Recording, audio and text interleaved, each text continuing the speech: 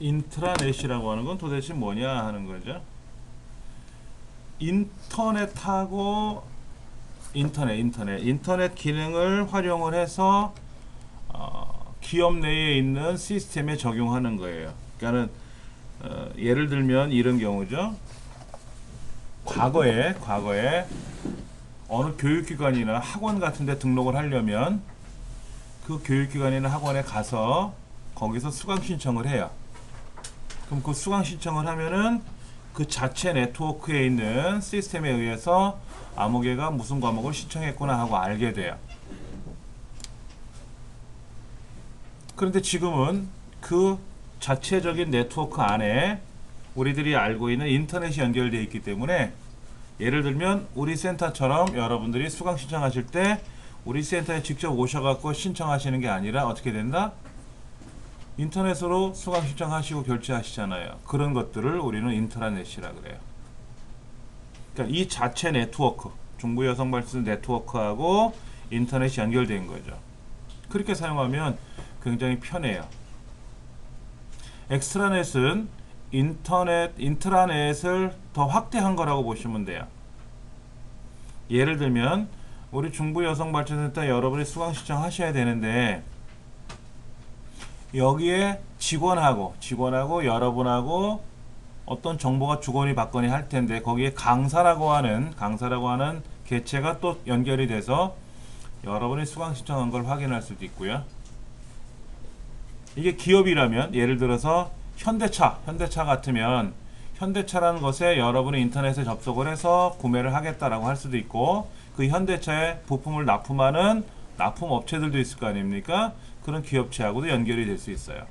그렇게 확대한 거를 엑스트라넷이라 그래요. 그 다음에 그런 인트라넷이나 엑스트라넷을 사용하려면 그 그룹 내에서 그룹 내에서 사용할 수 있는 어느 공통적인 프로그램이 있어야 돼요. 이제 그러한 프로그램을 그룹웨어라 그래요. 소프트웨어인데 이제 그룹이 사용하는 거다 그래서 그룹웨어다라고 부를 수 있죠. 예를 들면 은행에서만 사용할 수 있는 그룹웨어가 있겠고, 그렇죠? 예, 공공기관, 뭐 예를 들어서 주민등록 등초본을 발급한다든지 또는 여러분 동사무소에 가서 민원 서류 신청해 보셨지 않습니까? 그런 것들이 바로 그룹웨어라고 보시면 돼요. 자, 인터넷을 연결하는 방법에는 여러 가지가 있어요. 전용선이라 그래서 과거에는 인터넷을 할 때는 전화선을 갖고 인터넷을 했거든요.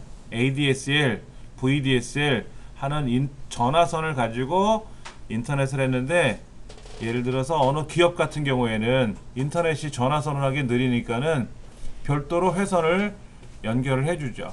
그 연결해서 사용하는 것을 우리는 전용선이라 그래요.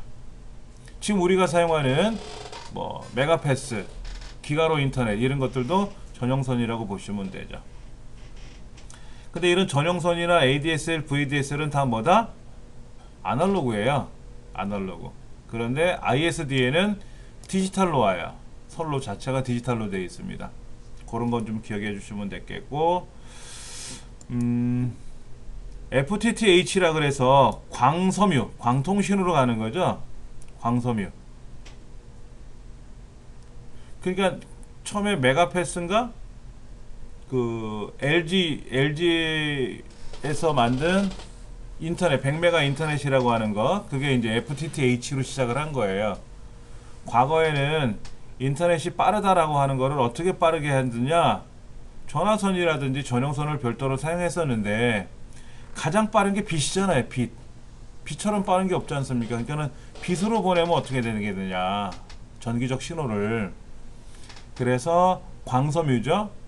그러니까 호수에 구멍이 뻥 뚫린 것처럼 그 뚫린 거 안에 거울과 같은 역할을 만들어 놔요. 호수 안에다가. 그래갖고 그 안에다 빛을 쏘이면 그 빛이 거울에 반사돼서 멀리까지 가는 거죠. 이제 광섬유가 굉장히 얇아요. 굉장히 얇습니다. 그래서 그 섬유 하나에다가 뭐 몇만 명의 전화선을 같이 연결해서 보낸다든지.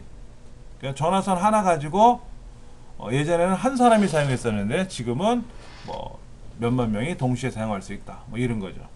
그게 FTTH라고 하는 거고요. 길거리 혹시 가다 보면 옛날에 그 인터넷 신청하세요 라고 하는 거 광고 중에 FTTH라는 광고가 있어요. KT가 FTTH라는 이름으로 실제로 광고를 했었습니다. 그 다음에 모뎀. 문제는 이런 거예요. 전화선이나 광섬유든 간에 아날로그잖아요. 아날로그. 우리가 사용하는 컴퓨터에서 사용하는 것들은 디지털인데 선로는 아날로그고 데이터는 디지털이다 보니까는 이 디지털 데이터가 아날로그 선로를 통해서 나갈 수가 없어요. 그래서 디지털을 아날로그로 바꿔주고 다시 아날로그를 디지털로 바꿔주는 과정이 필요하더라 하는 거죠. 즉, 이 컴퓨터에서 어떤 자료를 내가 보낸다라고 하면 그 보낸 데이터는 아날로그 회선을 통해서 나가야 되기 때문에 아날로그로 바꿔야 되는 변조 작업, 모듈레이션이라고 하고요. 그렇게 아날로그로 들어오는 신호가 내 컴퓨터에 올 때는 다시 디지털로 복조해주는 과정이 필요해요. 그래서 이걸 디모듈레이션. 그래서 합치면 모뎀이라고 하는 거예요. 모뎀. 일단 모뎀이 있는 집은 가정에는 100% 다 모뎀이 있죠. 아날로그 선로 때문에 사용하는 거다 라고 보시면 돼요. 그 다음에 코덱. 코덱은 뭐냐면 우리 음성을 컴퓨터에 저장을 해야죠. 우리가 동영상 같은 거 있잖아요. 동영상, 영화 같은 거를 우리가 보관할 때 어떻게 합니까? 과거에는 비디오 테이프나 오디오 테이프에 우리가 음성이나 동영상을 저장했었는데 이 비디오나 음성은 아날로그의 디지털이에요. 제 목소리가 아날로그입니까? 디지털입니까? 아날로그잖아요. 얘를 저장을 할 때는 디지털화 시켜서 저장을 해야 되거든요. 이때 압축을 해서 저장을 해요. 압축을 해서 저장을 하고 그렇게 디지털로 저장되어 있는 거를 다시 외부에 보여줄 때는 아날로그로 보여줘야 되죠. 그렇잖아요. 01, 01로 보여줄 수는 없잖아요. 그러니까 실제 음성이나 영상처럼 보여야 되기 때문에 모뎀은 디지털을 아날로그를 디지털로 보내는 거고 코덱은 아날로그를 디지털로 바꾸고 디지털을 다시 아날로그로 변환시켜서 들려주는 거거든요. 그 방식이 약간 다르죠.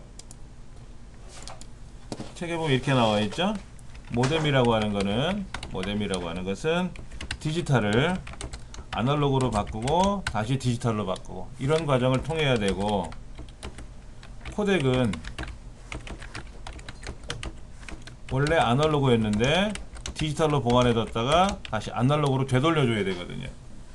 그러니까 모뎀과 코덱은 어때요? 역할이 반대 역할을 하죠. 그런 거로 봤을 때는 반대 역할이고요. 모뎀하고 코덱은 전혀 다른 기능입니다. 전혀 다른 기능이에요. 예. 그 다음에 IP 주소란 말이 나왔네요. IP 주소. IP 주소라는 건 뭐냐면 우리가 인터넷을 한다거나 통신을 하려면 IP라는 게 있어야 돼요. 우리 스마트폰도 통신하는 장치잖아요. 그래서 IP 주소가 있어야 돼요. IP 주소가 없을 수가 없어요. 다 있어요. 다 있어요.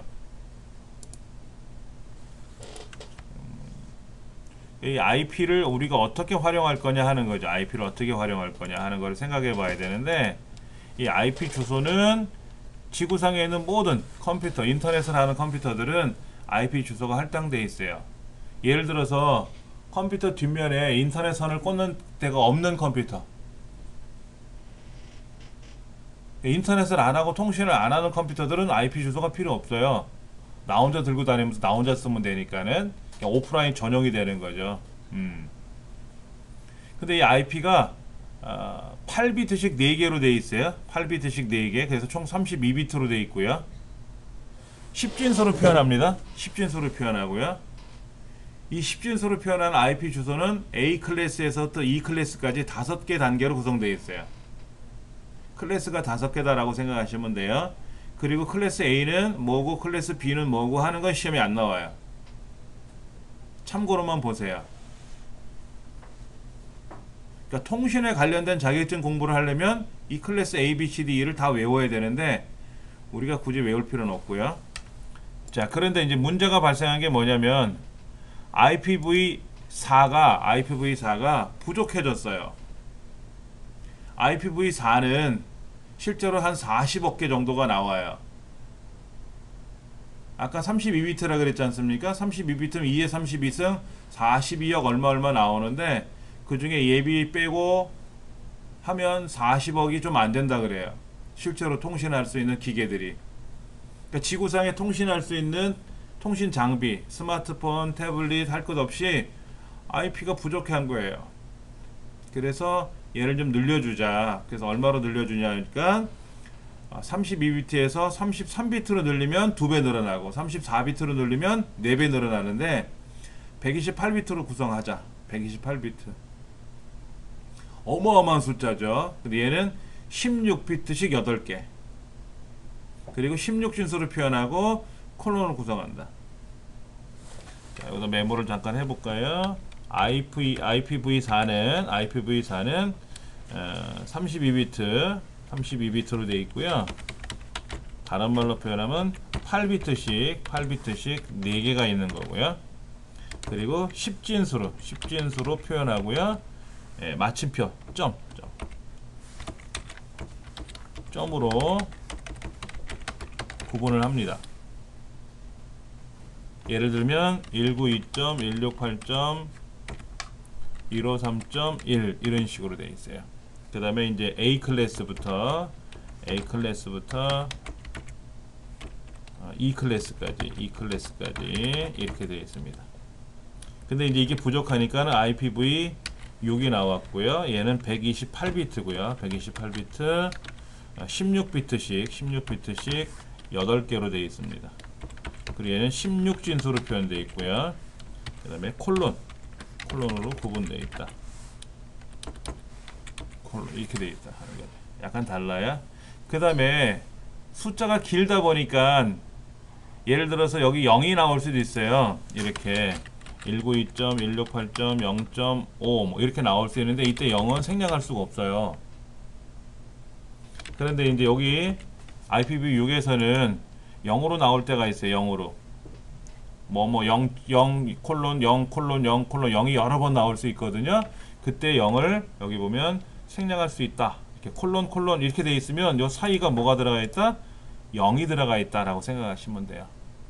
0이 들어가 있는 경우는 생략하고 기호만 쓴다. 그리고 요거 캐스트가 3가지가 있어요. 유니캐스트, 애니캐스트, 멀티캐스트. 유니캐스트, 멀티캐스트, 그 다음에 애니캐스트. 이렇게 캐스트가 3가지가 있다. 요거를 기억하시면 될 것 같아요.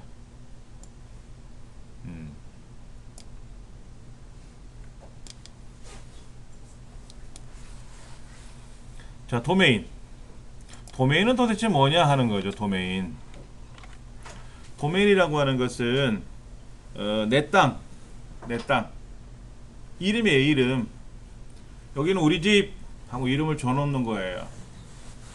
그런데 여기가 우리 집 하고 내 땅 하고 알 수는 있는데 거기 주소가 없잖아요. 주소. 여기가 중부여성발전센터야. 이 건물이 딱 말뚝 박아놓으면 되는 거잖아요. 그렇죠? 그런데 그거를 사람들이 아는 사람도 있지만 찾아가려니까는 야 거기가 어디니? 아 여기 중부여성발전센터야. 그게 어디냐고. 그러니까 중부여성발전센터라니까 하면 못 알아보잖아요. 그래서 IP를 연결해 줘야 돼. 여기가 우리 집이야. 우리 집으로 와. 니네 집이 어딘데? 아 우리 집이야. 그러니까 모르잖아요. 아 여기 서울특별시 마포구 용광동 70번지 2호야 하고 주소를 알려주면 아 오케이 하고 주소를 찾아간다 이거죠. 그 주소가 IP 어드레스고 그러니까 www.naver.com 이게 도메인이고 실제 네이버를 가려면 naver.com으로 가는 게 아니라 네이버 컴퓨터에 있는 IP가 있을 거 아닙니까? 그 IP를 찾아가는 거예요. 근데 그거를 보통 사람들은 모르잖아요. 그리고 다 외우기 힘들고 그래서 밑에 보면은 DNS라는 말이 나와요. DNS. 이 DNS를 이용하면 그러니까는 www.naver.com이라고 치면 알아서 그 네이버에 연결되어 있는 IP로 찾아가더라 하는 거죠. 그게 DNS입니다. 그리고 이런 도메인은 내 맘대로 만드는 게 아니라 국제적으로 도메인을 관리하는 단체가 있단 말이에요. 그게 이제 전 세계적으로 하는 게 ICANN이라고 하는 기관에서 하고요. 우리나라에 있는 도메인은 .kr 이런 거 있죠? 뭐 co.kr, or.kr, kr은 키사. 우리말로는 한국인터넷진흥원이라는 곳에서 관리를 해요. 그 한국인터넷진흥원 안에 부속기관이 따로 있습니다. 도메인만 관리하는 그런 기관이 있는데 어차피 한국인터넷진흥원에서 한다 그래서 키사라고 기억하시면 될 것 같아요. 대부분 아실 거예요. 뭐뭐.com, 네이버.com 뭐 이런 거 있잖아요. 우리나라에서는 co.kr 이렇게 하고 얘기를 하고요. 예, 그런 거. org, gov, re 여기 mil이 있어요. mil 밀리터리의 줄임말 mil 군사기관들. 그러니까 mil.kr 그러면 우리나라 이제 그 군사기관들이죠. 그러니까 army.military.mil.kr 하면 육군본부, 육군. navy, navy.mil.kr 하면 해군, 뭐 이런 식으로. 예. 그 다음에 이제 교육기관들은 학위를 주는 데는 아카데미 줄임말 AC. 그러니까 전문학사, 공업학사. 그러니까 폴리텍 대학은 공업학사거든요. 2년제잖아요. 그 다음에 2년제, 3년제, 4년제, 5년제 이런 대학들이 있지 않습니까? 전문대학이나 일반 대학들. 그 다음에 대학원, 박사학위 이렇게 주는 석사, 박사학위를 주는 그런 대학원들은 다 AC.kr로 들어가요. 그 다음에 이제 초등학교는 엘레멘터리 스쿨, 뭐 미들 스쿨, 하이스쿨이라 그래서 이렇게 학교들은 또 나눠놨어요. 특수학교도 있고요. 여러 개가 있습니다. 전 세계적으로는 그냥 EDU로 써요. 하버드.edu 그러면 하버드 대학 이렇게. 근데 이제 우리나라는 좀 나눠놨어요. 제 생각에는 이게 나누는 게 좋은 건지 나쁜 건지 모르겠지만은 학력별로 이걸 나누는 것도 좀 이상한 것 같아. 그러니까 교육이잖아, 교육 도메인인데. 예. 자, 그 다음에 나오는 거 한번 보면은요.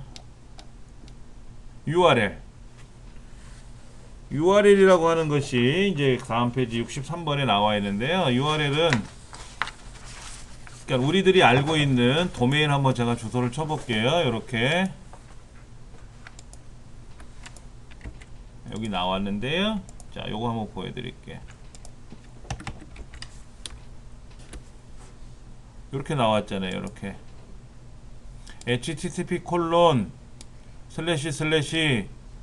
제 도메인 그 다음에 밑에 이제 다른 파일들이 연결이 되는데 이런 걸 우리는 도메인이라 그래. 저기 URL이라 그래. URL. 프로토콜 HTTP, FTP, 텔넷, 뉴스, 메일 투 이런 그 다음에 이제 콜론 슬래시 그 다음에 서버 그 다음에 파일 경로 이런 식으로 이제 저에 대한 소개를 하는 제 홈페이지 주소 연결이 되는 거죠. 이렇게.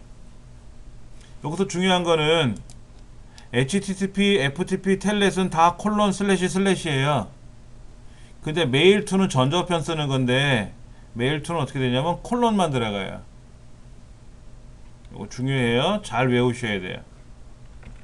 자, HTTP 조금 전에 썼으니까 썼고 FTP 이렇게 쓰고요. 텔넷 이렇게 쓰고요. 메일2 이렇게 쓴 말이 아니고 이렇게만 쓴다는 거예요. 메일2 전자우편 프로토콜은 이렇게 콜론만 나와요. 여기에 프로토콜이라는 말이 나오는데 이 프로토콜은 요걸 프로토콜이라 그래. HTTP, FTP 프로토콜이라고 하는데 프로토콜은 통신 규약이라고 하죠. 통신 규약. 우리말로는 통신 규약이라고 하고요. 무슨 말이냐? 통신상의 규칙과 약속을 말하는 겁니다. 프로토콜이라는 말은 통신상의 규칙과 약속을 통신 규약이라 그래요.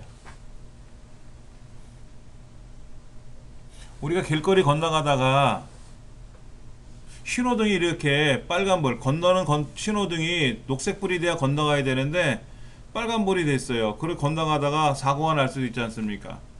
또 차량이 녹색불로 돼 있을 때 가야 되는데 차량 신호가 빨간불이 돼 있는데 지나가다가 사람을 칠 수도 있지 않습니까? 그럼 도로교통법이나 이런 법률에 의해서 뭐 처벌을 받거나 이렇게 처리를 하겠죠. 그것들을 우리는 통신상에서는 프로토콜이라고 부르는 거예요. 그런 법을. 왜냐면 통신도 법이 있어야 할 거 아닙니까? 근데 법이라고 정해놓기는 좀 뭐하고 규칙과 약속이라고 하자 이거죠. 규약. 예. 자, 근데 TCP도 있고요, IP도 있어요. TCP, IP가 따로따로 돼 있어요. TCP는 전송 계층에 해당되는 애고요. 전송. IP는 네트워크 계층에 해당되는 거예요. 계층이 서로 달라요. 그럼 계층이 몇 개가 있느냐? 7개가 있어요. 자,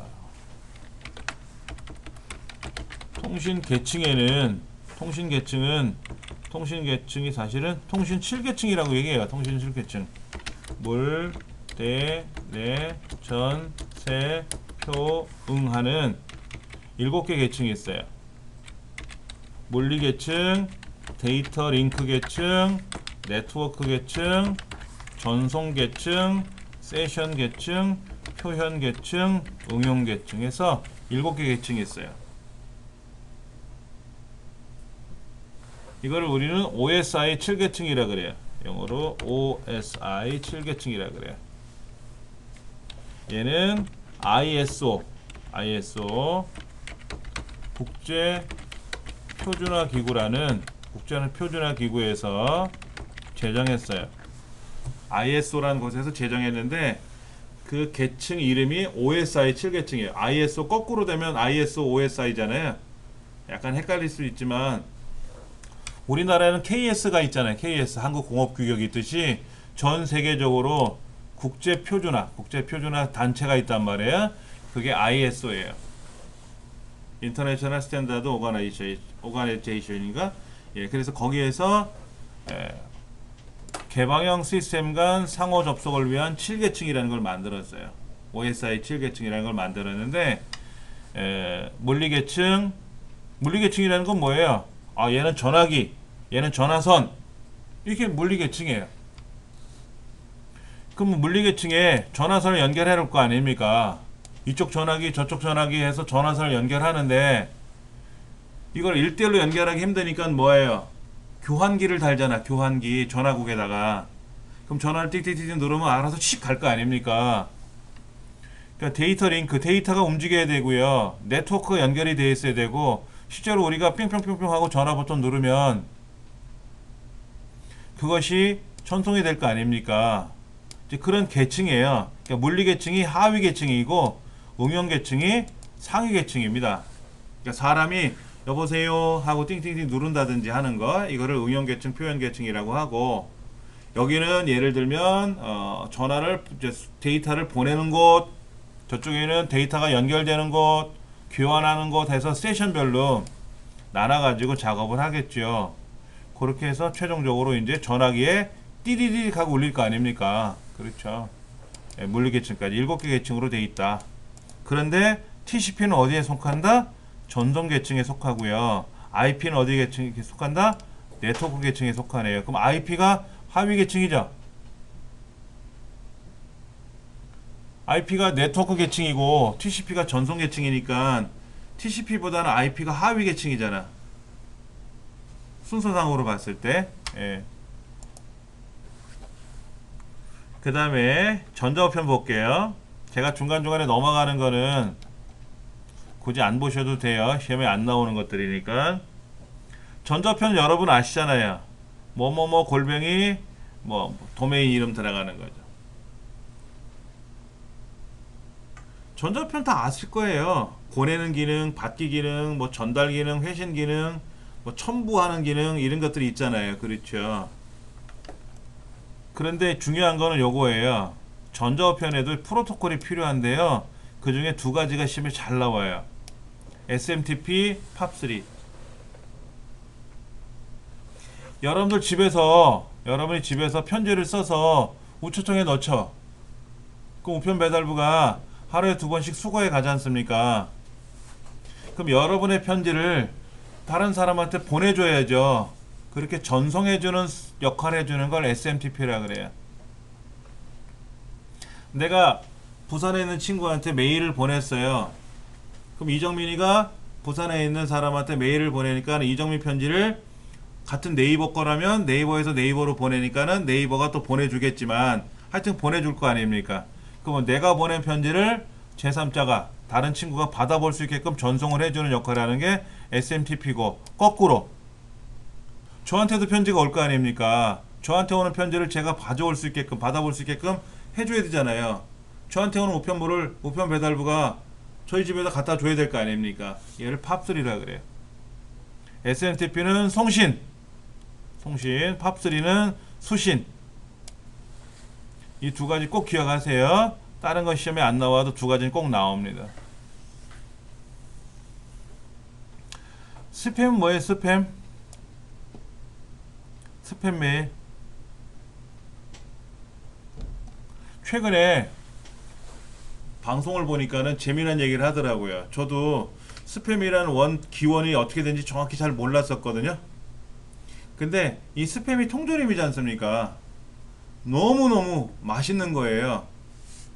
맛있는 건지 안 맛있는 건지 몰라도 스팸 좋아하잖아요. 근데 우편물을 열어보면 스팸 광고만 들어야 있더래요.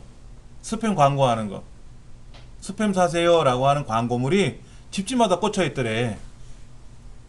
그러니까 나한테 오는 편지도 있지만 광고성 편지가 온 거죠. 스팸 그 통조림 광고가. 그래서 스팸 메일이라고 한 거래요. 스팸 메일이라고. 근데 원래 명칭은 정크 메일이라고 그래. 정크 메일. 정크. 이 정크라는 걸 찾아보면 뭐라고 되는지 아세요? 쓸데없는, 쓰레기 같은, 쓸모없는 이런 걸 정크래요. 근데 재미난 얘기를 하는 게 그게 실제인 줄 몰라도 미국에서는 스팸이라는 통조림을 정크푸드라고 부른대요. 정크푸드. 불필요하고 안 먹고 이런 거. 근데 우리나라에서는 선물을 할 때 이걸 준대요. 그게 자기네는 좀 이해가 안 된다고 얘기를 할 정도로 그런 얘기를 하는데, 원래 정크 메일이지 불필요한 쓸데없는 메일이 왔다라고 하는 거고요. 광고성 우편물을. 그게 이제 스팸이라고 하는 이름으로 우편물에 많이 이제 광고 우편물이 오다 보니까는 스팸 메일이라고도 부르고. 그다음에 이제 벌크는 뭐예요? 끼워서 주는 거지. 막 묶음으로 오는 거. 이걸 벌크라고 하는 거죠. 여러분 시장에 저 마켓 같은 데 가면 그 슈퍼마켓 같은 데 가보면 뭐 묶어서 파는 거 있잖아요. 묶음으로 파는 거. 햇반 뭐 이런 거 있잖아요. 묶어서 파는 걸 벌크라고 하잖아요. 묶음으로 되어 있는 거. 하여튼 정식 명칭은 정크메일이라고 또는 벌크메일이라고 불렀는데 그냥 스팸 메일이라고도 보통 부른다. 그럼 대부분 알아듣는다. 그러면 이런 스팸 메일은, 광고성 우편물은 불법일까요? 아닐까요? 불법일까요? 아닐까요? 그냥 보내면 불법이고요.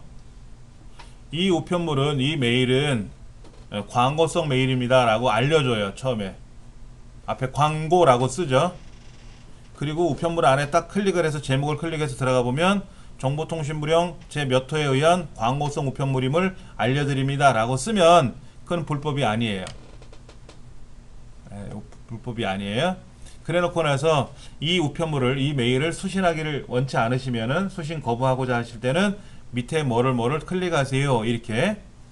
근데 거기에다가 전화를 걸어서 나 아무개인데 나한테 우편물 보내지 마세요. 근데 전화 걸면 전화도 안 받아. 의미가 없는 거죠. 그렇죠. 그냥 뭘 딱 클릭을 하면 내 전자우편이 그쪽에 가서 거부 명단에 올라가게끔 만들어줘야지. 그렇게 해주는 게 이제 합법적인 거지 사실은. 요즘은 재밌어요. 이렇게 돼요. 제목이 이렇게 되어 있습니다. 이렇게 써야 돼요. 이거나 이렇게 써야 돼요. 여기다가 이제 제목을 쓰겠죠. 이렇게. 그러니까 제목을 이렇게 쓰더라고. 광고지만 볼만한 내용이 있어요. 이렇게 제목이 이렇게 와 있어. 광고지만. 그럼 볼만한 내용이 뭐가 있을까 하고 클릭해 보면 광고죠. 요즘 이렇게 보내기도 해요. 근데 요걸 꼭 써야 돼요. 광고라는 메시지를 꼭 써야 돼요. 앞에다가. 안 쓰면 불법이에요. 자, 인터넷 서비스 한번 볼게요. 우리 인터넷 하면 어떤 거 합니까? 여러분 네이버에 가서, 구글에 가서, 다음에 가서, 뭐 11번가에 가서 물건을 구경하거나 이렇게 하지 않습니까? 그 서비스를 월드 와이드 웹 HWWW 서비스라 그래요. 여러분 인터넷을 한다는 이야기는 과거에는 FTP 하는 서비스도 있고요. 지금도 FTP는 합니다. 자료를 누구한테 보내줘야 돼요. 자료를 보내주려니까는 내 자료를 소포로 보내야 될 거 아닙니까? 소포로.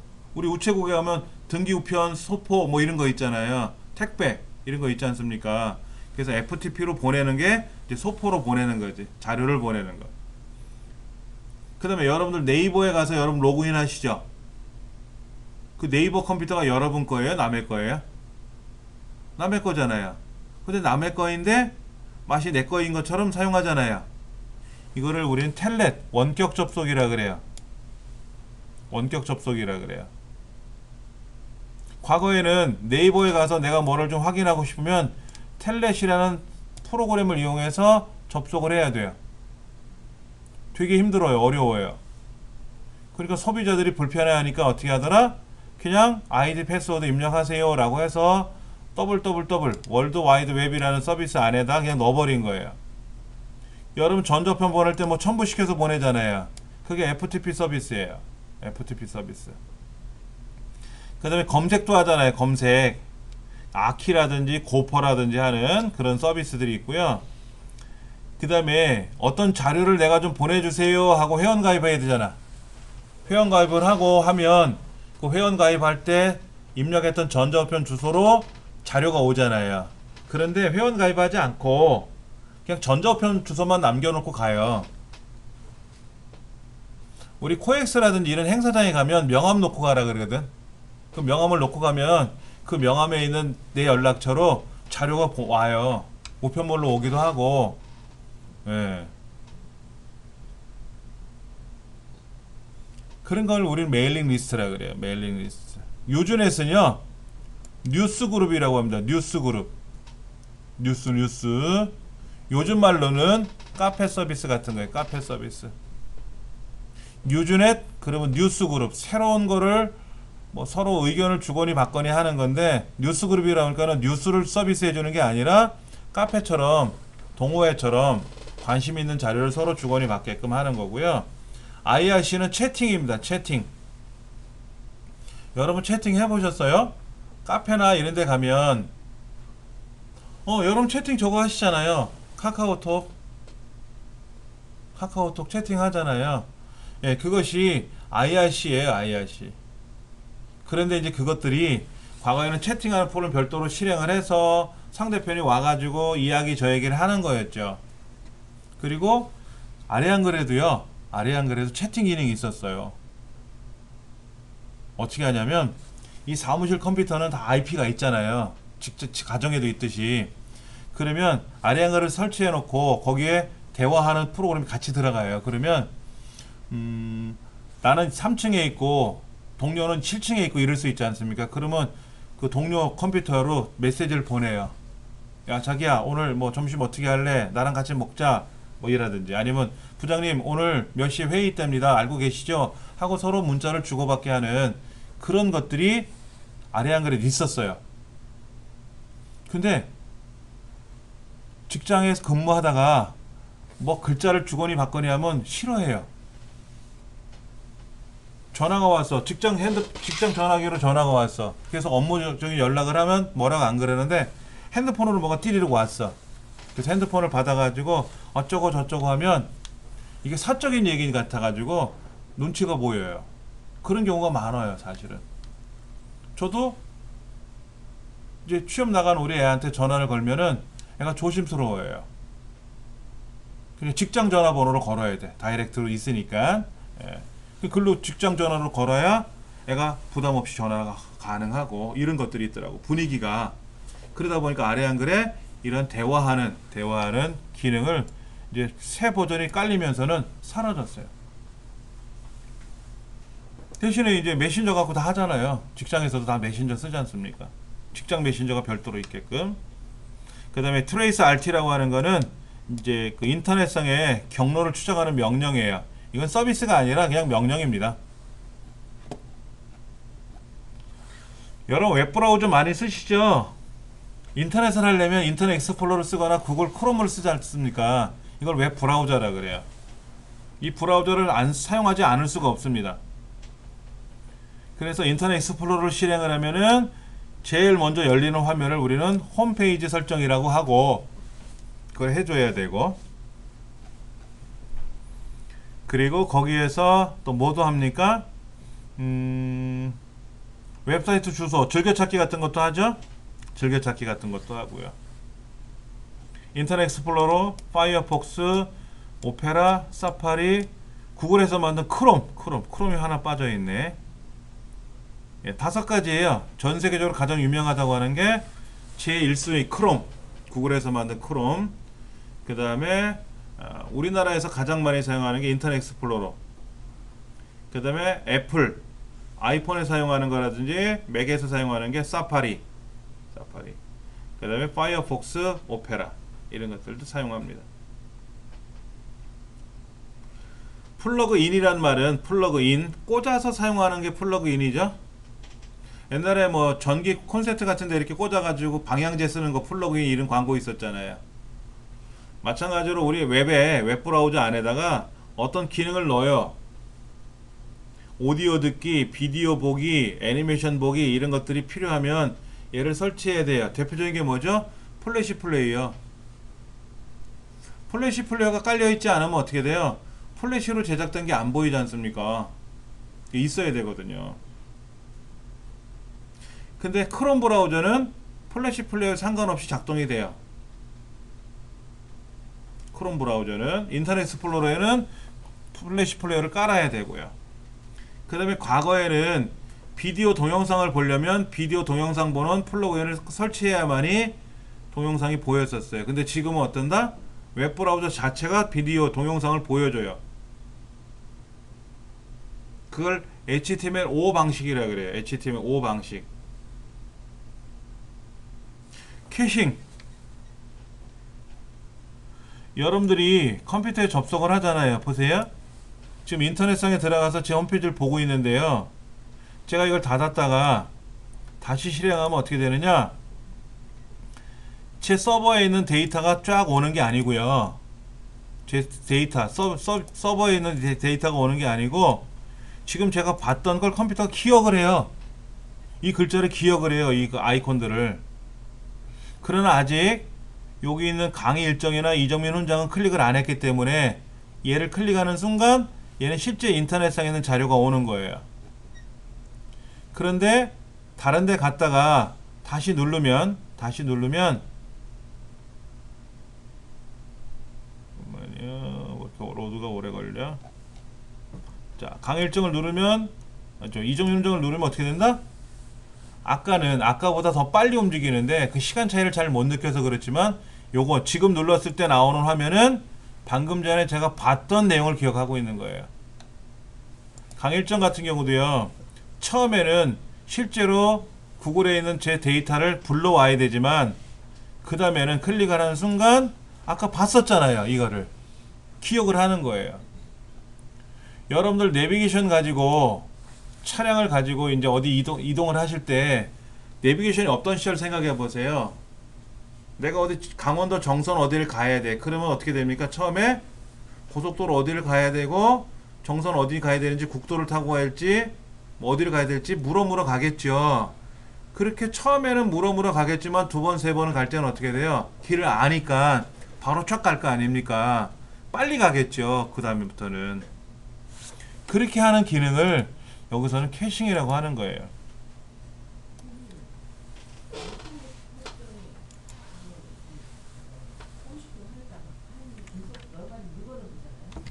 우리가 네이버에 가서 아니면 인11번가에 가서 물건을 사려고 구경하다가 로그인을 하지 않습니까? 로그인을 하면 분명히 로그인을 했어요.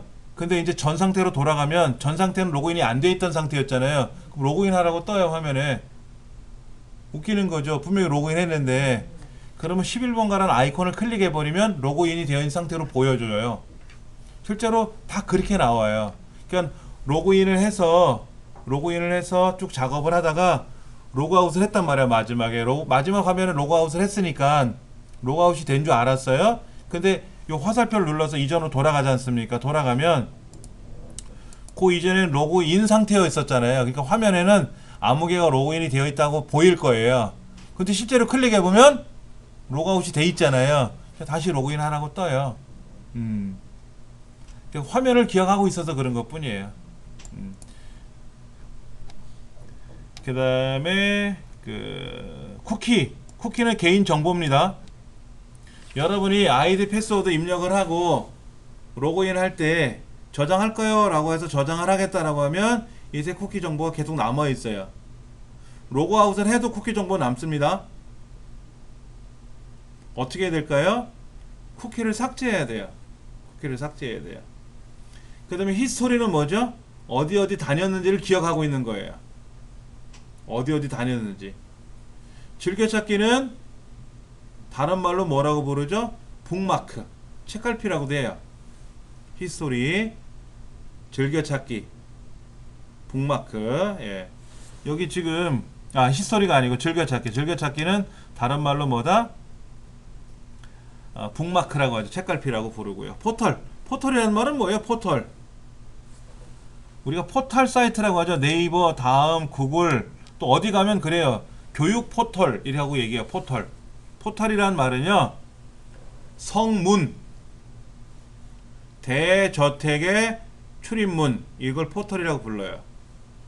그러니까 남대문, 동대문, 그런 성문 있지 않습니까?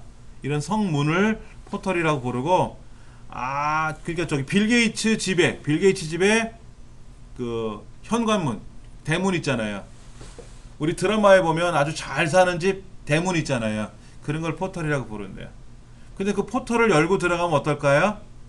뭐 많이 있겠죠. 그래서 포털 사이트라고 불러요. 네이버에 가면 온갖 여러 가지가 있잖아요. 그래서 그런 것을 우리는 보통 포털 사이트다 부른다 하는 거죠. 미러 사이트는 똑같은 걸 여러 개 만들어 놓은 거예요. 여러분들 저기 월드컵 경기장에 마포 상암동에 가면 월드컵 경기장 있지 않습니까? 거기에 매표소가 한 개일까요? 여러 개일까요? 매표소가 한 개 있으면 얼마나 불편할까요? 그런데 매표소가 하나만 있으면요, 매표소 직원이 한 명만 있으면 되지 않습니까? 그러니까 비용은 적게 들어요. 그런데 그 매표소 하나를 가지고 처리를 못할 때가 있죠. 그러니까 매표소가 마구마구 늘어나요. 큰 경기할 때는 매표소가 더 많아져요. 그리고 출입문도 평상시에는 뭐 동서남북에 하나씩만 사용하다가 큰 경기를 하거나 많은 관중이 왔다 갔다 할 때는 개방을 다 해놔야 되겠죠. 그래야 들락날락거리죠. 미러 사이트라는 거는 그런 거예요. 일반적인 대학 홈페이지들은 평상시에는 많은 사람들이 접속을 잘 안 해요. 근데 어떨 때 많이 접속할까요? 어떨 때? 원서 접수할 때. 대학에 입학 원서 접수할 때는 많은 학생들이, 학부모들이 들락날락거려서 보잖아요. 그 또 언제 많이 접속할까요? 수강 신청할 때. 재학생들이 수강 신청할 때는 한날 동시에 들어오잖아요. 그 시간대에. 그렇죠. 근데 그 시간대에 가장 접속을 빨리 하려면 학교에 있는 실습 컴퓨터를 가지고 수강 신청해야 좋대요. 자, 생각해 보세요. 그 서버가 학교 내에 있거든요. 학교 내에 있어요. 여러분 다음이라고 하는 서비스 아시잖아요. 다음의 서버는 어딘지 아세요? 제가 알기로는 제주도에 있는 걸 알고 있거든요. 제주도에. 그럼 제주도에서 접속하면 제일 빨리 접속하겠죠. 만약에 서울에 있으면 서울이 제일 빠르겠고. 그러니까는 대학 홈페이지는 그 대학에 서버가 있으니까 대학에 가서 수강 신청하는 게 제일 빠르다 그래요. 근데 불과 빗으로 가는 거니까. 네이버는 서울에 있어요. 강남인가 서촌가 어디에 있어요. 근데 여러분 라인 아시죠? 라인. 우리 카톡처럼 하는 게 라인이잖아요. 다음 카카오톡이 1순위고 99. 몇 프로를 사용한대요. 사용자들. 핸드폰 사용자 중에 99. 몇 %가 카톡을 사용한대요. 근데 라인 사용자는 한 13% 정도 되는데 라인은 서버가 일본에 있어요. 우리나라에 있지 않고요. 일본에 있으니까 일본 사람들이 사용하기가 좀 편할 거예요. 우리나라 사람보다는. 서버가 그쪽에 가까우니까. 그렇죠. 미러 사이트는 예를 들어서 수강 신청하는 기간이라든지 대학 입학 원서 접수하는 기간일 때는 많은 사람 동시에 몰리잖아요. 그래서 그때는 여기저기다 만들어 놔야 돼요. 왜냐하면 서울에서도 접속을 하고 부산에도 접속을 하고 전국적으로 접속을 하잖아요. 평상시에는 서울에 있는 대학은 서울에만 접속하거든. 서울 사람들만 접속하잖아. 그 학생들만. 그래서 미러 사이트를 만들어 놔야 막힘이 없게끔 한다는 얘기죠. 서버를 증설할 수도 있고요. 서버를 증설할 수도 있고. 용어들이 조금 많이 나와서 혼동이 되기도 해요. 자, 웹브라우저의 인터넷 옵션 뭐 이런 기능들은요. 이거예요. 인터넷 실행하면 여기에 인터넷 옵션이 있어요. 인터넷 옵션. 그럼 여기 나와 있는 일반은 뭐고 보안은 뭐고 이건 뭐냐 하는 건데 이거는 뭐 제가 굳이 설명할 건 없고요. 여러분들이 보시면 돼요. 여기 보시면 내용 나와 있으니까 꼭 기억하셔야 되고 읽어 보셔야 돼요.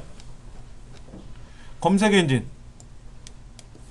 우리 보통 검색 로봇, 검색 엔진 이런 얘기를 많이 합니다. 여러분 알파고는 뭐예요? 알파고? 바둑 두는 인공지능 컴퓨터를 알파고라고 하죠. 그 알파고한테 오늘 증권은 어떻게 될까, 증시 어떻게 될까 물어보면 아무것도 몰라요. 그 다음에 의학 정보나 법률 정보를 제공해주는 인공지능이 있죠. 그게 뭐예요? 왓슨이에요. IBM 왓슨. 예, 그런 거는 인공지능이라고 하죠. 인공지능. 그런데 그런 인공지능을 이용해서 검색을 해야 될 때가 있을 거 아닙니까? 여러분 네이버에 가서 뭘 질문하죠. 자, 한번 가볼게요. 자, 제가 이제 네이버에 가서 저를 검색을 해봤어요. 저를 검색한 거예요. 아니면 여기다가 뭐 디지털 서당까지 같이 한번 검색해 볼까요? 디지털 서당 검색을 하면 뭐가 쭉 나오지 않습니까? 이거 지금 검색한 거예요? 조금 전에 저에 대해서 검색을 하라고 명령을 걸었잖아요. 그럼 얘가 언제 검색된 거예요? 지금 검색된 거예요? 아니에요. 이미 검색이 되어 있어요. 검색 엔진이, 네이버 검색 엔진이 제가 홈페이지 등록을 했어요. 홈페이지 등록을 했어요. 제가 홈페이지 등록을 한 거예요. 이것들은요 다. 이거는 블로그에다 글을 썼잖아요. 2017년 3월달에 제가 글을 썼단 말이에요. 2016년에 글을 쓰고 이렇게 글들을 쓰고 사진을 올렸단 말이에요. 그러면 얘를 올리는 순간 네이버가 요건 이정민 훈장이라고 등록이 돼, 이름이 있네. 검색어가 이정민 훈장으로 돼 있네. 그리고 그림이네. 그러면 이정민 훈장을 누가 검색을 하면 이걸 보여주면 되겠네 라고 미리 다 검색해 놨어요. 지금 검색하는 거 아니에요. 오해하시면 안 됩니다. 미리 다 검색을 해놔요. 그런데 우리가 네이버에다가 블로그에다 글을 딱 쓰면 그 쓴 글이 바로 검색에 적용되지는 않고요. 30분 후에 검색에 적용돼요. 유예기간이 있어요. 유예기간. 시간이 30분이에요. 예를 들어서 같이 죽자. 자살할 사람 모이세요. 뭐 이런 거 쓰는 사람도 있을 거 아닙니까? 근데 그건 쓰면 안 되거든. 그럼 싹 쓰는 순간 신고가 들어가 자동으로. 네이버 검색 로봇이 인공지능이 알아서 신고가 들어가고 그거를 보류 딱 시켜놔요. 증거는 만들어 놔야 되니까. 그리고 검색 엔진에 아무리 찾아봐도 검색이 안 되게끔 막아놔야 돼요. 그리고 사진을 올렸잖아. 사진. 이정민 훈장으로 검색을 했는데 뭐 사람 안 좋은 장면이 나온다든지 뭐 이상한 이런 그 뭐 유해성 사진들 있잖아요. 뭐 포르노 사진 같은 이런 걸 올릴 수도 있잖아요. 그러면 그걸 또 검색해요. 인공지능이 찾아요. 이거는 지금 얼레리 꼴레리 이상하네. 이건 올리면 안 되겠네. 이런 거. 그리고 사람이 또 검색을 해요. 사람이 실제 검사를 해요. 그렇게 해서 이상이 없으면 그때 실제 검색 사이트에 등록이 돼서 우리가 그거를 찾아볼 수 있게끔 서비스 해주는 겁니다. 그때 이제 뭐 스파이더, 에이전트, 스크롤러라든 이런 프로그램을 이용해서 검색을 하고 그걸 분류하고 등록을 하고 저장을 해서 사용자가 물어보면 답변을 해주는 거죠. 그러니까 네이버에 있는 검색, 네이버, 구글 뭐 이런 다음에 있는 검색도요 다 인공지능이 돌아가요. 이제는 알파고 같은 그런 인공지능은 아니더라도 알아서 움직입니다. 그 알파고를 또 개량한 거 있죠? 알파 1인가? 그리고 알파 제로도 만들었어요. 알파 제로하고 알파 고하고 경기를 붙였대요. 바둑을. 알파고가 100대 0으로 졌답니다. 같은 이 인공지능끼리. 근데 인공지능은 어떻게 움직이냐면 처음에 사람이 가리켜요. 바둑은 이렇게 하는 거야 라고 알려줘요. 그리고 나서 학습을 시켜요. 근데 알파 제로는 사람이 학습을 시키지 않았어요. 바둑이란 정보만 넣어줬어요. 근데 자기가 학습을 하더래. 자기가 스스로 학습을 하더라 이거야. 근데 얘가 3일 만에 학습이 다 끝냈나 그럴 거예요. 일주일인가 3일 만에. 그리고 알파고하고 붙었는데 알파고가 100대 0으로 졌어요. 그 이세돌 이긴 게 알파고잖아요. 그리고 커제 구단이 이긴 게 알파 1이죠. 알파 1하고 싸웠더니 83대 17로 이겼나 그럴 거예요. 얼마나 무섭습니까? 그리고 이 인공지능끼리요 지들끼리 언어를 만든대요. 사람이 못 알아듣는 언어로 만들어 놓고 사람을 왕따시킨대요. 사람이 뭐라 그러면 대꾸도 안 하고 지들끼리 뭐라 그러더래요. 그래갖고 가장 좋은 방법이 뭐냐? 스위치를 껐대요. 인공지능 컴퓨터 스위치를 꺼버렸대요. 전원 스위치를. 그럼 지들은 못 움직이잖아요. 그렇죠. 그렇게 지들끼리 진화를 하더래요. 근데 사람 머리를 따라가려면 아직 멀었지만 사람 머리는 잘 까먹잖아요. 얘는 안 까먹으니까 그게 더 강한 건데 사람 머리처럼 뭐 이것 종류별로 하는 게 아니라 바둑이면 바둑, 법률이면 법률 이것만 하는 거고 앞으로 뭐 20-30년 지나면 사람의 머리처럼 이것저것 할 거다라고 얘기를 하는데 그렇게 되면 이제 뭐 두려워질 것 같기도 하고 누가 그러대요. 그때까지 살 수 있을까 이런 얘기도 하는데 하여튼 검색 엔진도 그렇게 인공지능화 돼가지고 처리를 해요. 그런데 이제 검색 엔진의 동작 방법을 봤더니 주제별 이런 거예요. 누가 자료를 올리잖아요. 카페에다 글을 올리고 블로그에다 글을 올리고 뭐 인터넷상에 무슨 자료가 들어있으면 지금도 막 찾으러 다녀서 얘는 정치적인 이야기, 얘는 경제 이야기, 얘는 문화의 이야기, 이거는 교육에 관한 이야기. 교육도 공교육, 사교육, 영어인지 수학인지 컴퓨터인지 이거는 공공기관의 교육인지 이걸 자기가 스스로 다 분류를 해가지고 백화점에 가면 아동의류, 여성의류, 남성의류, 가전제품 따로따로 층별로 판매하지 않습니까? 1층에 갔더니 거기도 남성의류 팔고 2층에도 남성의류 팔고 이러지 않잖아요. 그러니까 우리가 찾아가기 쉽잖아요. 층별로 찾아가면. 마찬가지로 이 주제별로 카테고리를 만들어서 찾아가게끔 하는 검색이 있었어요. 여러분 네이버 가면 어떻게 돼요? 보세요. 네이버로 한번 가볼게요. 메일, 카페, 블로그, 주식, 증권, 부동산, 지도, 영화 이런 거 있죠? 이런 것들이 흔히 말하는 주제별이 되는 거예요. 근데 과거에 우리 야후라고 있었잖아요. 야후에 가보면 주제별이 있었어요. 교육, 그럼 교육에 가면 학교교육, 일반교육, 그럼 학교교육. 그럼 대학교, 고등학교, 중학교, 그럼 대학교. 그럼 국립대학교, 사립대학교, 뭐 전문대학, 특수대학교, 뭐 항목이 있어요. 그럼 클릭해서 찾아가는 거야. 근데 잘못 찾아가면 이제 다시 거꾸로 나와야지. 다시 시작을 해야 되겠죠. 그렇게 카테고리별로 찾는 거를 주제별 검색이라고 해요. 주제별 검색. 근데 우리 그렇게 해요. 보통 어떻게 합니까? 뭐 어쩌고 저쩌고 검색하잖아요. 직접 글자를 쓰지 않습니까? 그게 키워드 검색이지. 키워드 검색은 예전에는 키워드 검색하는 사이트가 따로 있었고 주제별 검색 따로 하는 데가 있었는데 지금은 그렇게 안 하고 한꺼번에 다 해줘요. 메타 검색은 지금 안 합니다. 메타 검색은 뭐냐면요, 여러분 네이버에 가서 검색하면요 네이버 것만 나와요. 다음 건 안 나와요. 지금 말고 예전에. 그러면 야후 거를 알고 싶으면 야후에 가야 검색을 해요. 구글에 가면 구글에 있는 것만 나와요. 네이버 건 안 나와요. 그래서 네이버에 가서 네이버 블로그 카페 검색하고, 다음에 가서 카페 블로그 검색하고, 구글에 가서 따로 검색하고 불편하죠.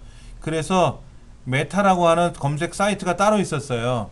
뭐 미스 못 찾니라든 미스 다 찾니라는 사이트가 있는데 거기 가서 예를 들어 홍길동 하고 검색을 하면 이 검색 사이트에서 야후 것도 보여주고 구글 것도 보여주고 네이버 것도 보여주고 다음 것도 보여주고 쫙 다 보여줬었어요. 되게 편하죠. 그렇죠. 근데 얘네들은 자체적인 검색 기능이 없어. 그래서 네이버 거를 불러와서 보여주는 것 뿐이야. 서비스를 대신해 주는 거지. 대신해 주는 거지. 우리 음식 요즘 시키면 배달만 따로 해주는 그런 데 있지 않습니까? 배달비만 주면 되잖아요. 그렇죠. 그런 것처럼. 그런데 네이버가 어느 순간서부터 다음 것도 보여주고 구글 것도 보여주고 야후 것도 보여주더라 이거야. 마찬가지로 다음도 네이버 걸 보여줘요. 그러니 메타 검색을 할 필요가 없죠. 네이버에 가서 물어보면 다음도 있고 구글도 있고 야후도 있고 온갖 세상 거 다 나오거든. 아무래도 국내 게 잘 나와요. 네이버나 다음은요. 구글 거는 해외 게 잘 나오고요.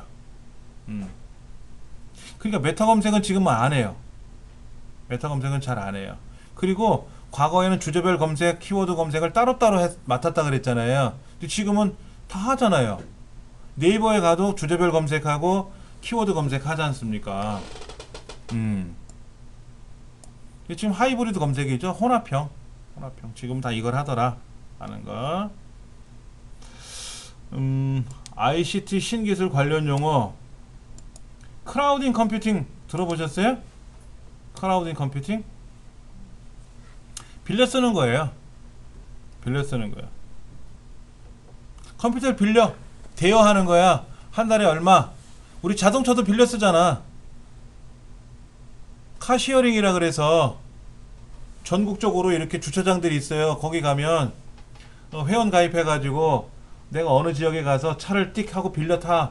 그래서 내가 원하는 곳에다 놓고 사용한 시간에 따라서 비용만 주면 되는 거예요. 그 여행을 갈 때 내가 여기에서 서울에서 뭐 어딜 인천을 가겠다. 그 인천을 가서 거기다 주차를 시켜놓고 사용료 끝.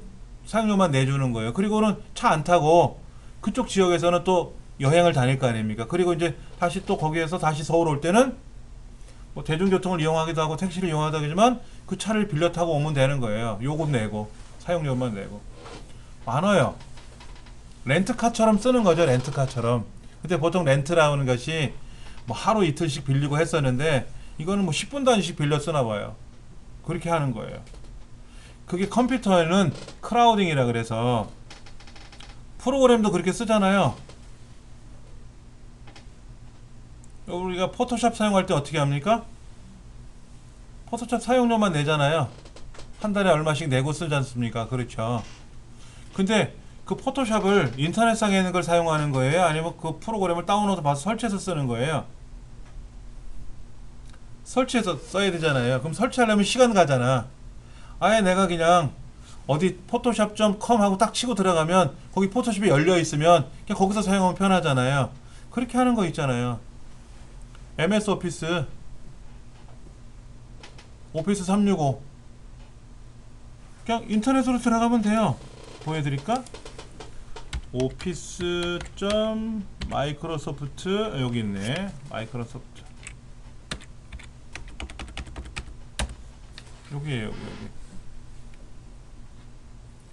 마이크로소프트 오피스 사이트입니다. 여기 들어가서 로그인만 하면은요 그냥 쓰는 거예요. 이거 공짜예요. 또 이거를 이제 실제로 내가 PC에다 설치하려면 돈을 내고 설치해서 써야 되겠고, 1년에 11만 9천 원, 이거는 8만 9천 원. 이건 한 번 쓰면 한 번만 구매하면 되지 뭐. 가정용 이거 사면 이거는 월 얼마씩 이렇게 내는 거죠. 월 얼마씩. 보세요, 기능이 많아. 이거 다 쓸 수 있어. 근데 여기는 이 가정용에는, 학생용에는 오피스 액세스가 없네. 액세스가 없어. 액세스를 사용, 액세스는 또 인터넷상에서 처리가 안 되고 웹에서는 안 되고 PC에다 깔아갖고 쓰는 건가 봐요. 이렇게 쓰는 거예요. 원드라이브. 이건 클라우드야 이게. 그러니까 네이버, 예전에 그 네이버 클라우드라 그래서 엔드라이브 있었잖아요. 그게 원드라이브입니다. 근데 얘는 가정용은 그 서비스가 없어. 그래서 사용하고 싶으면 돈 내고 써야 되고, 얘를 사용하면 오케이 쓰겠다 이거죠. 이게 크라우딩이에요. 이 크라우딩입니다. 그 다음에 이제 서울시청에 이제 신청사 새로 짓고 나서 여러분들 이제 자리가 옮기면 어떻게 됩니까?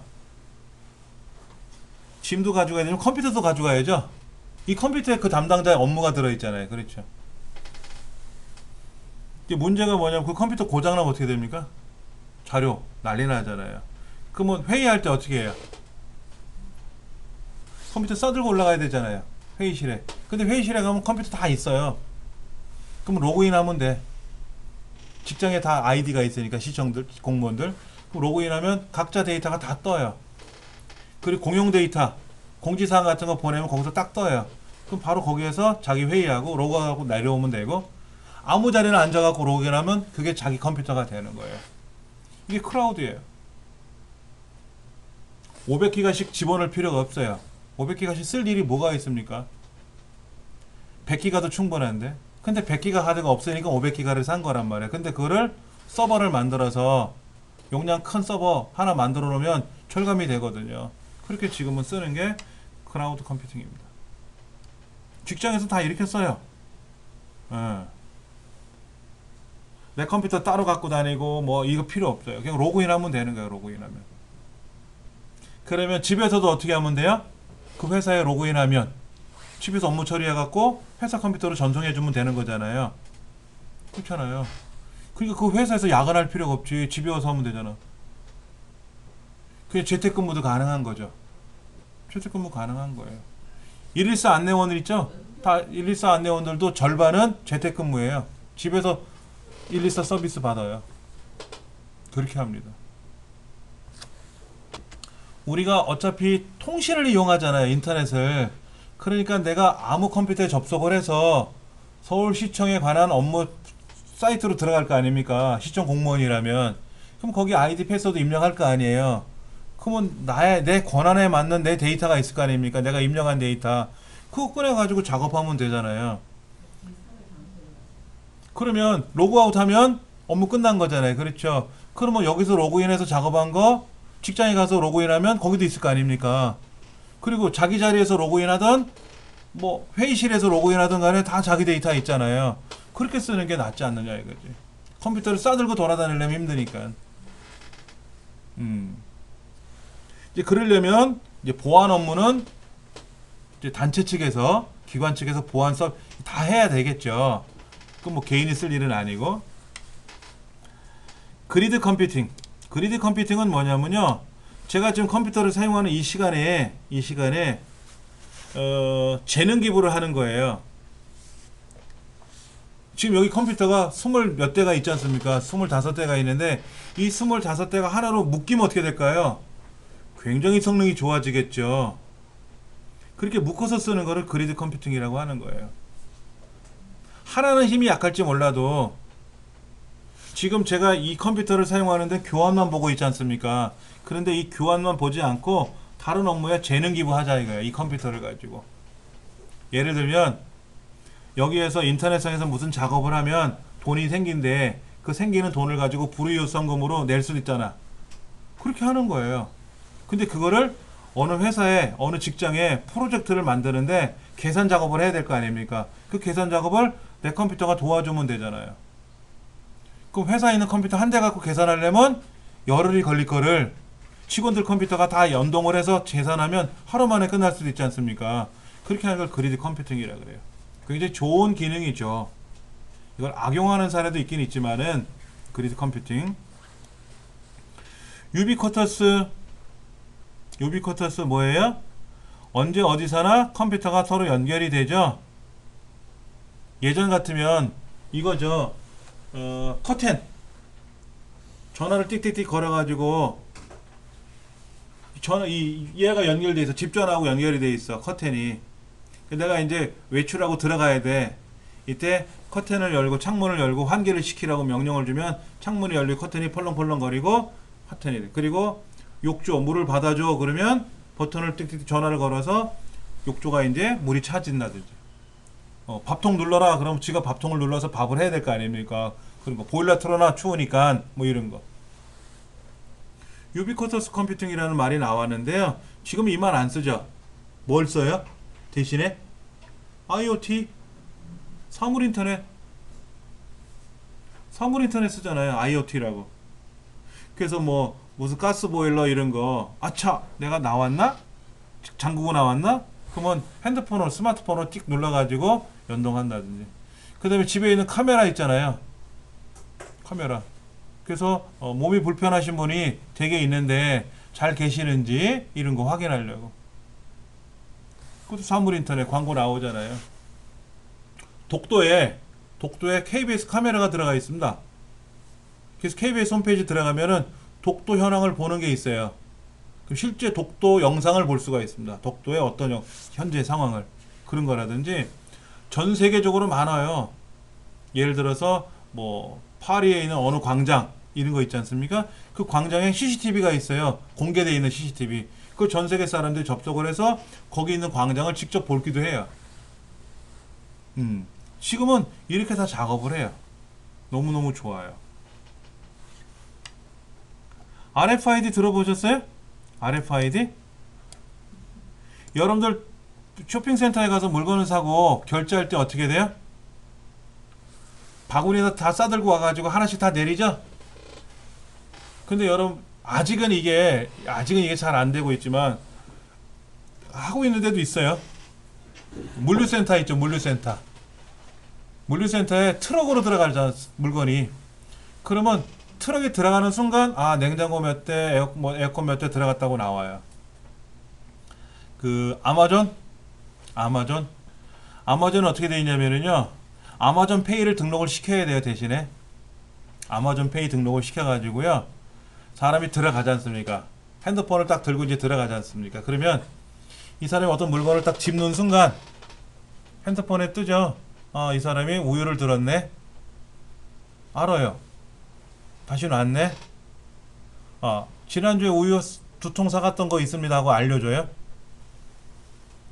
그 다음에 한우를 딱 잡는다 이거야. 거기 한우를 팔지 모르겠지만 하여튼 소고기를 딱 들었어요. 이렇게 들면 얘는 언제 생산이 됐고 하는 게 정보가 뜨는 거예요. 소비자한테 떠요. 바구니에 들어요. 바구니에 담아요. 그렇죠? 바구니에 담아서 들고 나가면 그냥 결제가 돼요. 그걸 하나씩 하나 찍는 게 아니라 계산하는 사람이 없어요. 그런데 그거는 일반인들을 쓰는 거고요. 직원들을 쓰는 거는 하나 더 획기적인 게 뭐냐, 가서 핸드폰을 들고 가서 띡 눌러요. 물건을 띡 찍어요. 그리고 다시 직장에 일을 하러 가요. 점심시간에 띡 찍는 거죠. 아니면 저녁에 퇴근하고 띡 눌러요. 그 집에 가면 배송 와 있어요. 내가 물건 본 거 있잖아요. 걔를 선택을 하는 거야, 스마트폰으로. 그러면 그것이 결제가 되고 배송까지 해줘요. 얼마나 편하겠습니까? 지금 어떻게 합니까? 카트 끌고 가서 담고 아니면 온라인상에서 주문하는 거 있잖아요. 온라인에서 주문할 수 있잖아요. 그렇죠. 근데 온라인상에서 물건을 못 보니까는 정확히 구별이 안 되는데 가서 내가 띡 선택만 해주면 배송해주면 얼마나 좋을까요? 그것도 바로 집에 왔는데 물건이 와 있어. 얼마나 좋습니까? 그걸 또 어디는 드론으로 날리잖아. 드론으로. 요즘은 다 이렇게 하고 있어요. 무서워지는 세상입니다. 택시? 택시? 요즘은 사람 없잖아요. 택시기사가 없잖아. 우버. 그런 거 나오잖아요. 음. 카카오뱅크 얼마 전에 결혼해갖고 카카오뱅크요. 예. 다 했었잖아요. 카카오뱅크요. 네. 예. 근데 그 모든 내 정보가 그 회사에서 다 알고 있는 거예요. 나에 대한 어떤 정보를 알 수 있을까요? 혈액형? 이런 건 모르잖아요. 근데 아니, 금융정보? 금융 정보 다. 금융정보라고 하는 것은 카카오뱅크에 관한 정보만 알고 있는 거지. 내가 어느 은행에 거래를 하고 있는지 그건 모르잖아요. 그러니까 카카오뱅크에서 무슨 국민은행 걸로 결제한다 이렇게 예. 되면 국민은행 거를 알고 뭐 은행은 그거는 정보를 쌓이게 되는 거죠. 우리가 마찬가지예요. 국민은행에 가서 온라인으로 뭐 예를 들어서 농협으로 송금을 한다 그러면 그게 이 사람 계좌인지 저 사람 계좌인지 기록이 될 거 아닙니까? 그것도 수집이 들어가겠죠. 근데 수집을 했는데 그걸 지만 알고 있으면 괜찮은데 어디다 떠벌리면 안 되겠죠. 음, 믿고 하는 거지. 위험하지는 않나요? 지금까지 뭐 우리 국민은행에 가서 송금을 하는데 그의 정보가 털려가지고 손해 본 적은 없잖아요. 예전에 뭐 개인 정보들이 이렇게 탈취된 적은 있었어요. 예. 별게 다 됐더라고. 저도 그 국민카드를 쓰고 있으니까는 예전에 한 1,000만 건인가 뭐 이게 뭐 날라갔다고 했는데 보니까는 제가 로그인 해 보니까는 저 주거래 은행이고 뭐 거기에 뭐 제 직장 내역이라든지 이런 게 다 기록이 돼 있었던 게 다 털려 나갔더라고요. 그래서 방법은 없죠. 카드를 바꿔야지 뭐. 기존 카드를 없애고 그럼 정보는 사라지니까. 그러면 내가 카드를 삭제하면 탈퇴를 하면 내 개인 정보가 바로 삭제가 되느냐 아니면 일정 기간 갖고 있다가 삭제하느냐 그 삭제가 된다 그랬는데 실제 삭제를 하는 건지 삭제했다고 뻥만 치는 건지 모르죠 솔직히. 그럼 모르잖아. 믿고 하는 거지. 믿고 하는 거지. 그러니까는 우리가 그런 거 있었어요. 과거에 누가 결혼한다 그러잖아요. 그럼 이 사람이 몸이 건강 상태가 모르니까 건강보험 있지 않습니까? 그걸 조회를 했었대요. 그러니까 높은 사람들이 예를 들어서 우리 자녀가 다른 쪽 자녀들하고 결혼을 해야 될 거 아닙니까? 그럼 상대편 그 가족을 모르잖아.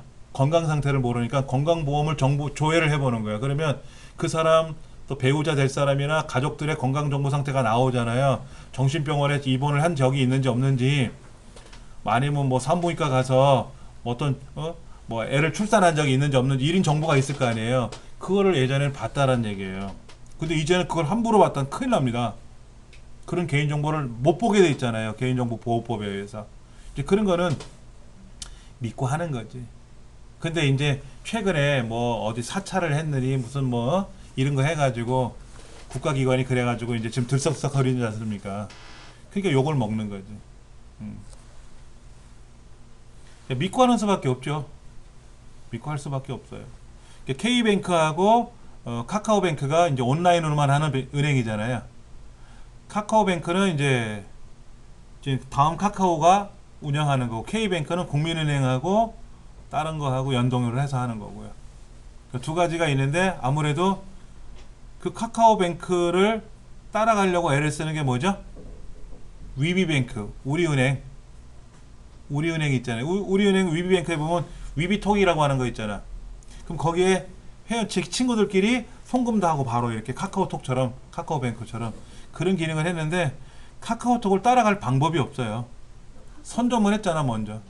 실제 은행은 없고 온라인상으로 뱅크가 있는 거잖아요. 예, 온라인상에만 있는 거예요. 온라인상에 실제 지점은 없어요.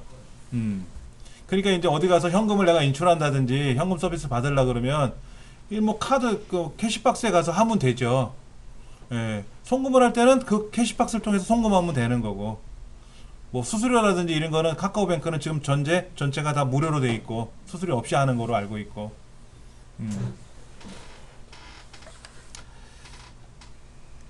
그 RFID가 우리 가정에 지금 사용되고 있어요. 그게 이제 하이패스 고속도로 톨게이트 지날 때 요금 결산하지 않습니까? 그게 하이패스고요. 그 다음에 NFC 기능 아시죠? 교통카드 찍는다든지 하는 거 NFC 같은 거 그런 것들이 이제 RFID 기능에 의해서 움직이고요. 그 다음에 이 NFC 기능을 이용해서 RFID로 뭘 하냐면요, 양주, 고급 양주 있잖아, 고급 양주. 하도 가짜 양주를 많이 파니까 양주회사에서 양주병에다가 양주병 병하고 뚜껑 거기다가 RFID 칩을 붙여놨어요. 그래서 얘를 돌려서 따게 되면 끊어지는 거잖아. 그러면 센서가 작동이 안 되니까는 가짜 양주가 되는 거고. 그러면 이제 우리 스마트폰에도 RFID 리더기를 설치하면 돼요. 그래서 그 양주병의 뚜껑을 딱 갖다 대면 우리 바코드 QR코드 찍듯이 딱 찍으면 아, 이 양주는 언제 생산이 됐고 이게 정상적인 거를 확인할 수 있습니다 라고 알려주겠죠. 그러면 이제 손님이 직접 양주병을 따가지고 마시는 거예요. 근데 그 RFID 칩 하나 붙이는 게 한 1,000원 된대요. 그러니까 라면에는 붙일 수가 없잖아. 라면 한 봉지 한 봉지마다 RFID 칩을 붙일 수가 없잖아. 단가가 세니까. 소주 한 병마다 붙일 수는 없으니까 소주 박스에다 붙일 수는 있겠지. 소주 박스에는. 실제로 이렇게 많이 해요. 지금 많이 하고 있습니다. 그 다음에 쭉 넘어가서요. 밑에 거는 좀 넘어가고,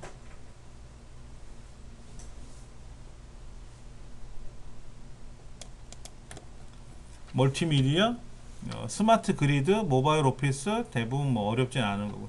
멀티미디어라는 거는 말 그대로 멀티와 미디어의 합성어죠. 영상, 우리 mp3 뭐 동영상 이런 거 있지 않습니까? 디카로 찍은 사진 같은 거. 그래서 용량이 크다 보니까는 하드디스크나 CD롬, DVD 같은 데 저장을 하게 되고, 또 압축을 해서 저장을 하고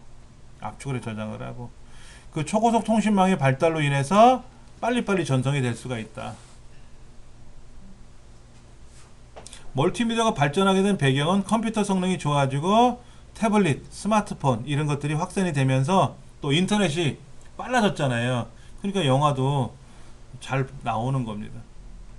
요즘 영화 같은 거 하나 보려 그러면 용량이 뭐 5기가 10기가씩 돼요. 그걸 우리가 다운 하나 받으려면 어떻게 돼요? 어마어마한 시간이 걸릴 수 있단 말이에요. PC통신을 통해서 받으려 그러면 한 달 될걸? 한 달 걸려야 받을걸? 근데 지금은 불과 뭐 1, 2분이면 뚝딱 이렇게 받잖아요. 자, 시험에는 요게 잘 나와요. 특징 4가지. 디지털화, 쌍방향성, 비선형성, 정보의 통합성. 비선형성이라는 거는 순서대로 움직이는 게 아니라 앞에 거 갔다가 뒤에 거 갔다가 중간 거 갔다가 왔다 갔다 할 수 있는 거. 옛날 오디오 테이프나 비디오 테이프는 어땠어요? 순서대로 돌려서 보는 거잖아요. 근데 CD 같은 건 어떻습니까? 1번 노래 듣다가 15번 노래 듣고 싶으면 바꿀 수가 있잖아요. 요즘 컴퓨터 그렇잖아요. 예. 제가 이거 스크롤하면 왔다리 갔다리 해서 볼 수 있지 않습니까? 그런 게 비선형성이지. 순서대로 보는 게 아니라 내 마음대로 볼 수 있다 이거지. 하이퍼링크라는 거 들어보셨죠? 하이퍼링크. 뭐 클릭하면 어디로 가잖아요. 인터넷상에서 어디 걸 클릭하면 딱 뭐 나타나지 않습니까? 그렇죠? 이렇게 나타나지 않습니까?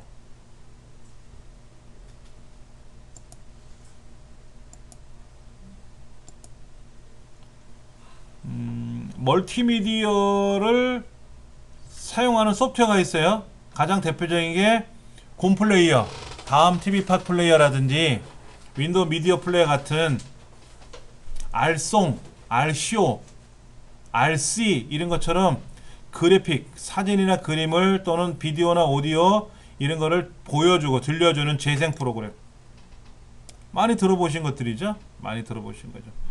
이거를 만들려면 만드는 프로그램도 있어야 돼요. 만들었으니까 누가 볼 거 아닙니까? 만드는 프로그램 비싸요. 돈 주고 사야 돼요. 예를 들면 플래시 플레이어는 재생하는 거고요. 플래시는 제작하는 거고요. 프리미어라고 있죠. 프리미어 동영상을 제작하는 프로그램이요. 칵테일이라는 것도 있어요. 칵테일 처음 들어보세요? 우리나라에서 만들었어요. 예, 이상엽이라는 청년이 만들었어요. 그때는 청년이 아니라 학생이었죠. 예, 고등학교 학생 시절에 대통령 표창을 받았어요. 프로그램 경진대회에서 전국대회에서 대상을 받았고요. 그 다음에 이 칵테일을 얼마나 만에 수출했냐면 현대자동차 1년 동안 수출하는 금액 이상으로 수출을 했어요. 칵테일이라는 프로그램을 어마어마하게 많이 판매도 하고, 뭐 장영실상 이런 것도 여러 번 받고요. 대통령 표창도 2번 받고 굉장히 유망 있는 청년이었는데 초등학교 때 뭐 정보처리 기능사 자격증 땄으니까 실력 굉장히 좋았습니다. 근데 지금은 뭐 하는지 모르겠어요. 뭐 돈을 많이 벌었다가 사기 당해가지고 뭐 쫄딱 망했다, 뭐 죽었다는 얘기는 모르겠고, 뭐 지금은 검색해봐도 안 나와요, 이 사람에 대한 얘기가. 개인적으로 제가 알아서 알기 때문에 소개를 해드렸습니다. 좀 실력이 아주 좋은 친구였어요. 처음에 광개토 대왕이라는 이름으로 프로그램을 개발했었어요. 자기 여자친구랑 편지를 주고받는데 인터넷상에서 메일을 보내는 게 아니라 데이터를 보내요. 데이터. 그럼 데이터를 보낸 거를 여자친구가 딱 클릭해보면 거기에 영상도 나오고 소리도 나오고 사진도 나오고 막 그렇게 만들었어요. 그걸 개량을 해서 업그레이드해서 전국대회 출품을 했어요. 그래서 대통령 표창을 받았고, 그 출품한 걸 가지고 수출하려고 하니까 광개토 대왕이란 말을 잘 못 알아듣잖아요, 외국 사람들은. 그래서 칵테일, 섞는 거잖아요. 칵테일이 이것저것 섞으면 되는 거거든요. 그래서 섞어서 쓰는 프로그램. 그리고 얘는 설명서가 한 장이에요. 보통 설명서는 책으로 돼 있잖아요. 얘는 설명서가 한 장입니다. 바탕화면에 프로그램이 실행이 되고 나면 하얘요. 클릭하면 거기서 떠요. 화면이 이쪽고 저쪽고 떠요. 그걸 사용했던 그런 프로그램이고, 저도 한동안 많이 사용했는데 지금은 뭐 버전이 업그레이드가 안 되니까 못 쓰고 있고요. 스트리밍이라는 말은 들어보셨죠? 여러분들 그 유튜브에 들어가서 동영상을 재생하고 선택을 하고 재생하면 어떻게 됩니까? 원래 동영상은요, 재생하려고 버튼을 누르면 얘가 내 컴퓨터로 와야 돼요. 다 다운로드가 돼야 돼요. 다운로드가 된 후에 재생이 되는 건데 지금 어떠죠? 즉시 재생이 되죠? 다운로드가 되면서 재생이 되잖아요. 그 이유가 옛날에 인터넷 속도가 느렸기 때문에 다운로드 받으면서 동시에 재생을 해주면 중간에 멈춰요. 다운로드가 느려가지고. 지금은 다운로드 속도가 빠르니까 다운로드가 되면서 재생을 해주는 기능이 된 거죠. 이거를 스트리밍 기술이라고 하고, 지금은 웬만하면 다 이게 됩니다. 예. 압축을 왜 해야 하는 거예요? 압축을 왜 합니까? 부피를 줄이는 거죠. 프로그램의 크기의 양을 줄이는 거예요. 프로그램 파일의 양을 크기를 줄이면 양이 줄어들면 통신 속도도 빨라지지 않습니까? 그래서 압축을 많이 합니다. 압축을 하면은 공간을 효율적으로 사용할 수가 있고, 전송할 때 시간을 절감할 수가 있으니까 비용도 절감을 할 수가 있고요. 그 다음에 하나를 여러 개로 나눠서 압축하는 방법이 있고요. 분할해서 여러 개를 하나로 압축하는 것도 있고요. 하나를 하나로 압축하는 것도 있고요. 가장 유명한 건 윈집입니다. 전 세계에서 가장 유명한 윈집. 미국에서 만든 거고요. 우리나라에서는 알집. 뭐 반디집, 빵집, 별집, 뭐 여러 가지 있어요. 빵집 같은 경우는 빵 모양으로 나오고 알집은 알 모양으로 나오잖아요. 예, 그것처럼 별집은 또 별명으로 나오더라고. 뭐 반디집 이런 것도, 요즘 반디집이 또 유명세를 타더라고요. 그래픽 기법도 시험에 나오더라고요. 그래픽 기법.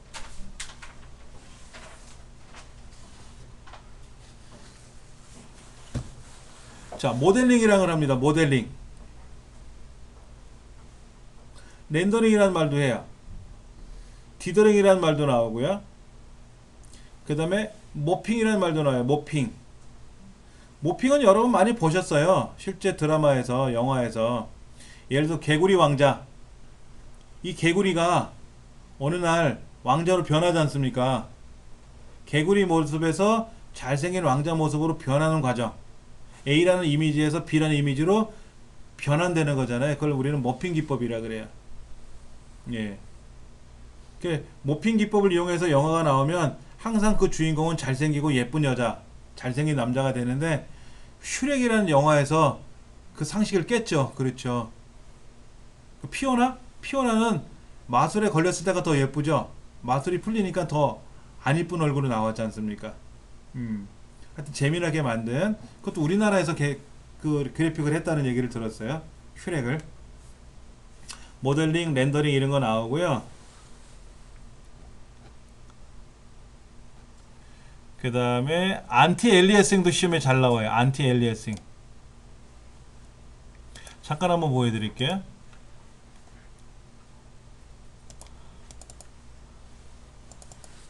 제가 코알라 그림을 확대해서 보여드릴 텐데요.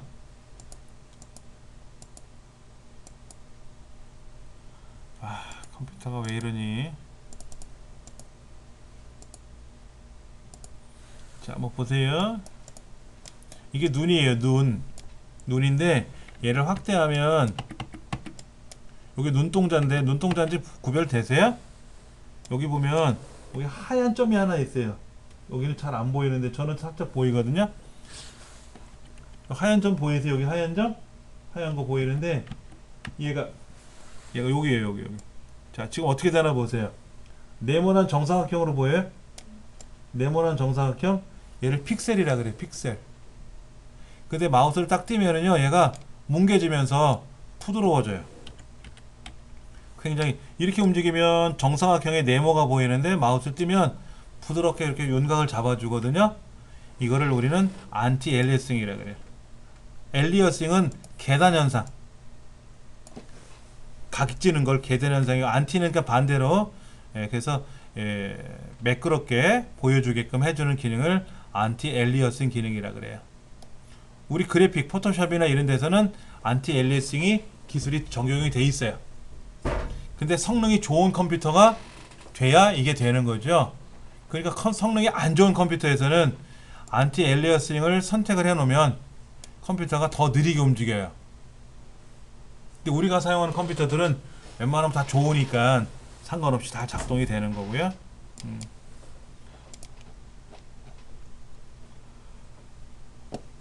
멀티미디어 그래픽 데이터는 이제 다음 시간에 설명드릴게요.